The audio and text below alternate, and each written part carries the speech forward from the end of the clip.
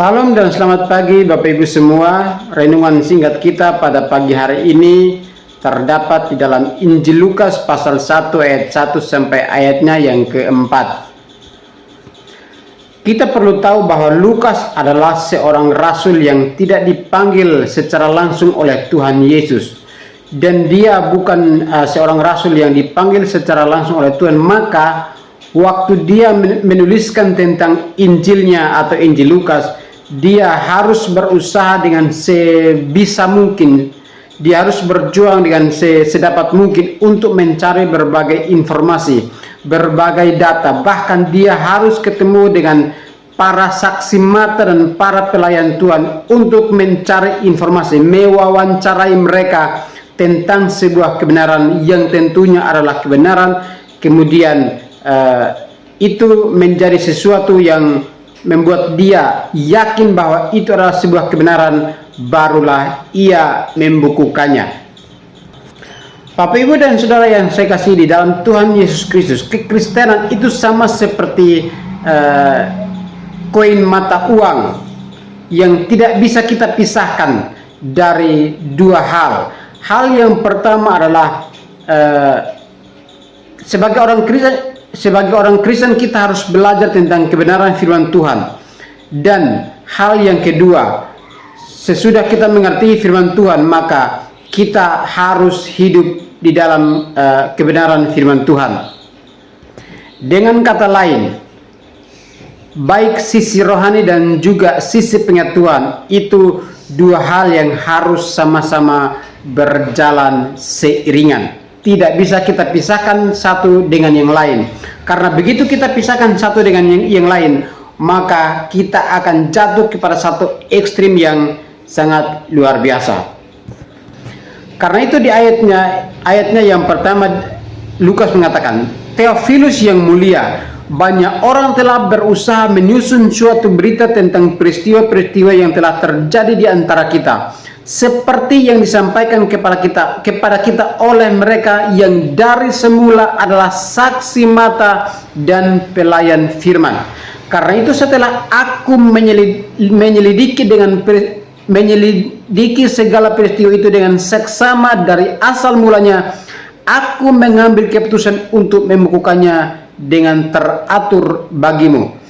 Nah, karena itu setelah aku menyelidiki segala peristiwa itu dengan seksama, ini menunjukkan bahwa Lukas adalah seorang yang sangat teliti dalam mencari informasi.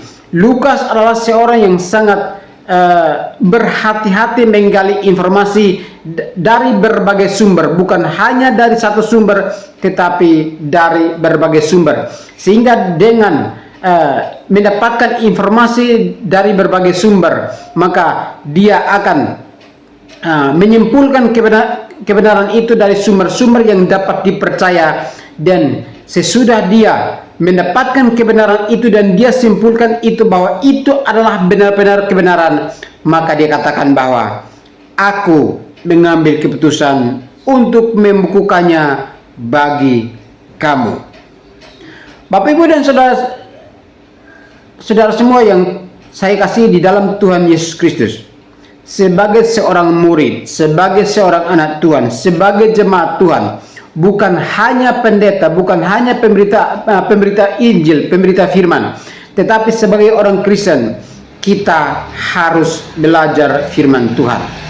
Sebagai orang Kristen, sebagai umat Tuhan, kita harus belajar akan firman Tuhan. Dan di samping kita belajar firman Tuhan, kita juga harus menjaga hubungan kita dengan Tuhan, sehingga kita bukan hanya ketika kita belajar, bukan hanya menjadi orang-orang yang bisa pintar, tetapi kita hidup di dalam firman Tuhan itu menjadi sesuatu yang membawa kita kepada satu relasi yang membangun rohani kita dengan Tuhan. Dan itulah yang Tuhan inginkan, itulah yang Lukas ajarkan kepada kita, bahwa kita sebagai umat Tuhan harus belajar firman Tuhan. Dan juga di samping kita belajar, kita harus menjaga hubungan kita dengan Tuhan, supaya bukan hanya saja pikiran kita yang kita perkaya dengan berbagai pengetahuan, tetapi pengetahuan itu membawa kita kepada satu pengenalan akan Tuhan, dan juga kita punya relasi yang dekat dengan Tuhan. Bapak, Ibu, dan Saudara yang saya kasih di dalam Tuhan Yesus Kristus, kita harus sungguh-sungguh belajar baik-baik firman Tuhan. Dan sesudah kita yakin bahwa itu adalah sebuah kebenaran yang kita dapatkan dari dalam firman Tuhan, barulah kita beritakan, barulah kita sampaikan kepada orang lain, sehingga kebenaran itu adalah menjadi sebuah kebenaran yang sungguh-sungguh meyakinkan, menjadi sebuah kebenaran yang sungguh-sungguh hidup untuk bisa memberkati orang lain lewat kebenaran firman Tuhan yang kita sampaikan itu. Demikianlah renungan kita pada pagi hari ini, dan kiranya kita ditolong untuk semakin mengasihi Tuhan, bukan hanya mengasihi Tuhan secara rohani kita, tetapi kita mengasihi Tuhan dengan cara belajar kebenaran firman Tuhan setiap hari. Terima kasih Bapak Ibu, Tuhan Yesus memberkati kita semua. Selamat pagi bagi kita. Amin.